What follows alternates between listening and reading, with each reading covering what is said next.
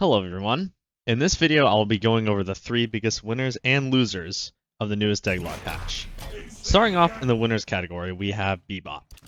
To start, Bebop got 2 quality of life changes that make him feel a lot less clunky. He is no longer rooted during his uppercut animation, and he is also able to keep firing when he jumps as long as his laser is warmed up. The really strong buff that makes him a truly massive winner in this patch, though, is the fact that his Hyper Beam now does splash damage around a 5-meter area wherever you aim the beam. This means that his ult can now do AoE damage on multiple enemies, and if you angle it right, you can actually hit enemies around cover.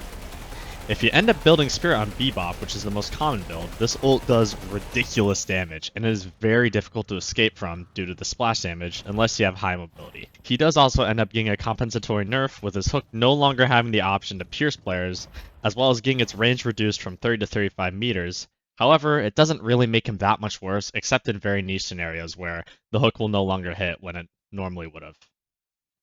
The second character I have in the winners category is Vindicta. Vindicta received a lot of minor changes in the patch notes with a mix of buffs and nerfs. The most significant changes greatly benefit her, however. These changes include allowing her Assassinate to headshot opponents for a 20% extra damage, the ability to air dash while in flight, and Crow Familiar now gives 6% bullet shred as long as it's applied. Vindicta did end up getting a few compensatory nerfs, however they are very minute and don't have much in-game impact compared to the prior changes I mentioned.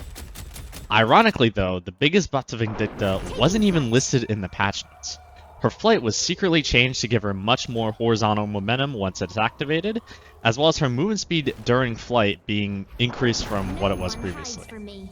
These secret changes are a massive buff for Vindicta, since popping flight can now serve as an escape tool if you get caught off guard, when before you would be pretty much guaranteed dead if somebody were to catch you on the ground.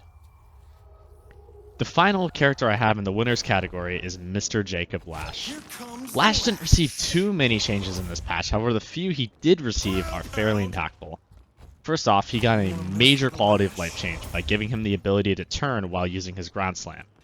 This makes it much harder for enemies to dodge the damage and gives the Lash much more agency when it comes to hitting his combo. The spirit scaling on the slam also was buffed fairly significantly, as both the base scaling and the scaling per meter went up by 7% and 0.5% per meter respectively.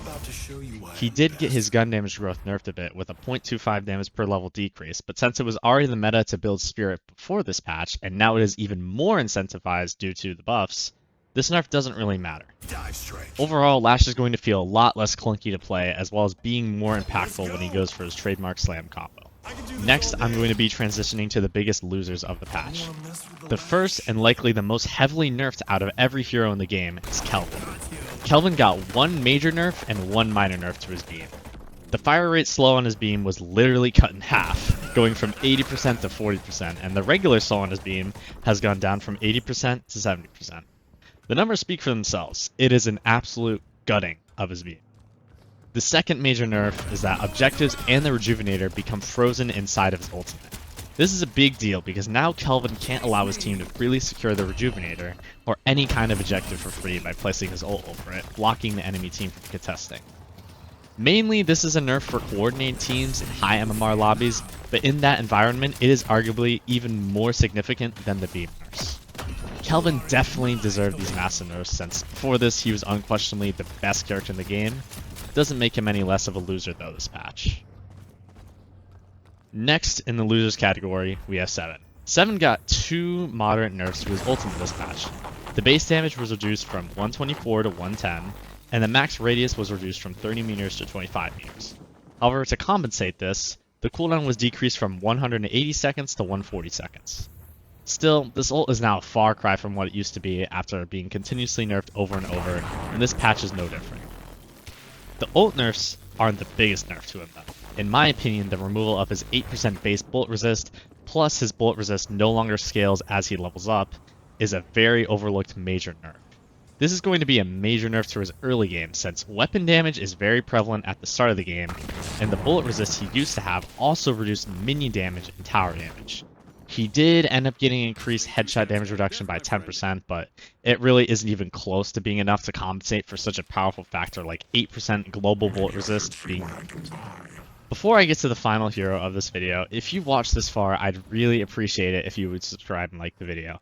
It really helps the algorithm, and you will be blessed with a win streak like this if you do it. Finally, the last loser I'm going to go over is Pocket. The only impact changes that Pocket received to himself specifically were to his barrage. He received a 1% decrease of damage amp, which is honestly pretty impactful since that 1% adds up a lot over multiple projectiles. The slow on barrage also got nerfed by 10%, which really doesn't matter too much, but it's still a nerf. The real serious nerfs to Pocket weren't the nerfs to his character though. Where he really loses in this patch are the major nerfs that Phantom Strike received. For context, Phantom Strike is a core item on Pocket that was very good at picking off a specific player due to the active. In this patch, Phantom Strike received very significant damage nerfs, with the base damage being halved from 150 to 75, and the Spirit Power scaling on its damage also being reduced from 2 times to 1 times. This change heavily impacts Pocket's ability to assassinate single targets, since now he'll need to land many more shots and abilities, since the overall damage in his combo got hit quite a bit once you combine the Barrage nerf and the Phantom Strike nerf together. And that's all I have for you guys today. Once again, another reminder to like and subscribe if you enjoyed, and I'll see you in the next one.